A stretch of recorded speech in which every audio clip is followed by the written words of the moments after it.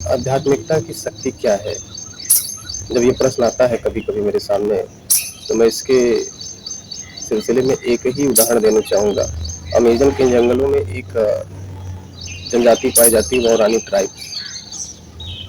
इस जनजाति का एक नियम है, जब कोई किशोर बड़ा होता है और वो किशोरावस्था से वयस्क अवस्था में जब जाता है, करीब 17-18 वर्ष का, तो उसकी जो है इच्छा शक्ति और उसकी पावर को चेक करने के लिए वहाँ के लोग एक प्रयोग करते हैं, क्योंकि इस परीक्षा में जो पास होता है उसको माना जाता है कि ये किशोर जो है अब वयस्क हो गया है। तो ये एक पहचान होती है। ये तरीका ये है कि वो लोग क्या करते हैं, जंगल में जाते हैं और लाल चींटियों का जो घोंसला होता है उसके शरीर पर छिड़क देते हैं और छोड़ देते हैं एक तरह से, और लाल चींटियाँ काटना शुरू करती हैं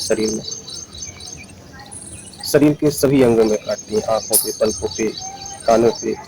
और इस प्रक्रिया में बस इतना करना होता है कि उस किशोर को ये साबित करना होता है, अपनी इच्छा शक्ति को मजबूत बनाना होता है और ये साबित करना होता है कि उसे दर्द तो अनुभव हो रहा है, लेकिन वो उसे कहाँ तक सह सकता है। और ये करीब-करीब 1 डेढ़ 2 घंटे तक ये प्रक्रिया चलती है और तब तक वो अपने दर्द को कंट्रोल और नियंत्रित रखता है।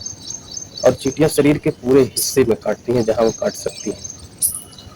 लेकिन जब वह इच्छा शक्ति के द्वारा इस पर जीत जाता है तो उसे एक वयस्क में गिना जाता है और एक अहम पदवी दी जाती है उस जनजाति में। वाओरानी ट्राइब्स अमेज़न के जंगलों में ये पाई जाती है। और फिर उसे तब शिकार के लिए ले जाया जाता है, नहीं तो तब तक उसे शिकार के लिए नहीं ले जाया जाता, जब तक वो इस प्रक्रिया से नहीं गुजर जाता।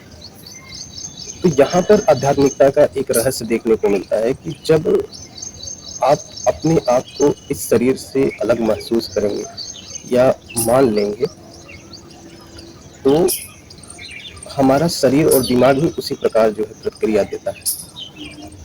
जैसे कि मैं कहूँ, आपने देखा होगा कि जब छोटे बच्चों को सुई लगाई जाती है या किसी को भी जब इंजेक्शन दिया जाता है तो अक्सर कहा जाता है उधर देखो, आपका ध्यान बट जाए, सारा जो दर्द और दुख तकलीफ का जो कनेक्शन है वो दिमाग से है। तो डॉक्टर सुई लगा देता है बच्चों को और अपेक्षाकृत कम दर्द होता है, और ये सबके साथ होता है।